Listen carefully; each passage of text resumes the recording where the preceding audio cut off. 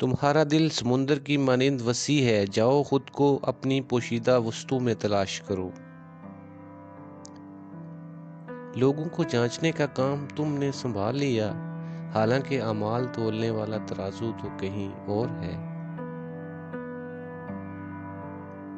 خواہش کے سانپ کو ابتدا میں ہی مار دینا چاہیے، اگر دیر کرو گے تو یہ بڑھتے بڑھتے اژدہا بن جائے اور تمہارے قابو سے باہر ہو جائے گا۔ تھوڑی دیر کے لیے قبرستان جا اور خاموشی سے بیٹھ اور ان بولنے والوں کی خاموشی کو دیکھ۔ دنیا نصیب سے ملتی ہے اور آخرت محنت سے، لیکن لوگ محنت دنیا کے لیے اور آخرت کو نصیب پر چھوڑ دیتے ہیں۔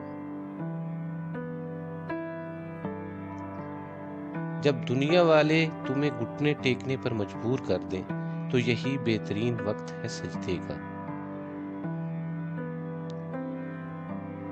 جس شخص نے اپنے راز کو اپنے تک محدود رکھا وہ جلد کامیابی کی منزل تک پہنچے گا۔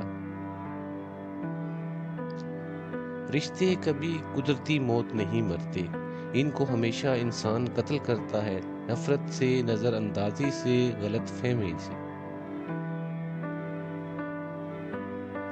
اپنی روح اور دل کی دھول کو دھو ڈالو حکمت اور دانائی کے پانی سے۔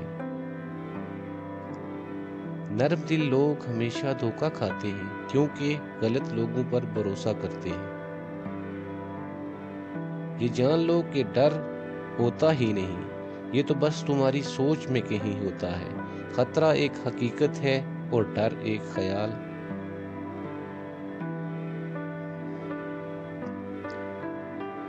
دشمنوں سے زیادہ ہمارے وہ دوست خطرناک ہیں جو منافقانہ انداز میں ہمارے جذبات سے کھیلتے ہیں۔ الوداع صرف ان کے لیے ہے جو آنکھوں سے پیار کرتے ہیں، کیونکہ جو دل و جان سے پیار کرتے ہیں ان کے لیے جدائی نام کی کوئی چیز نہیں ہوتی۔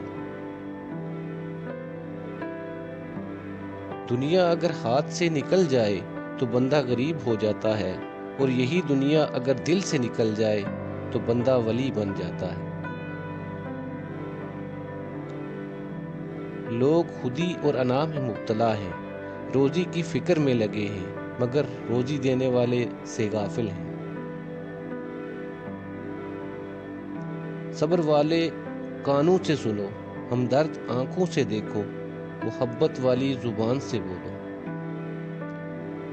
اپنے آپ میں کچھ کمال پیدا کر تاکہ دوسروں میں کمال دیکھ کر تم کہیں غم میں نہ پڑ جاؤ۔ برداشت کے کانوں سے سنو، رحم کی آنکھوں سے دیکھو اور محبت کی زبان سے بات کرو۔ ہر پرندہ اپنی اپنی قسم کے ساتھ اڑتا ہے، عقاب عقاب کے ساتھ، کوے کووں کے ساتھ۔ جب عقل پر پردہ پڑ جائے تو سمجھانے والا آدمی سب سے برا لگنے لگتا ہے۔ صرف دل سے ہی تم آسمان کو چھو سکتے ہو۔ حرام چیزوں اور حرام کاموں سے ہمیشہ بچتے رہو، تمہاری دعائیں قبول ہونا شروع ہو جائیں گی۔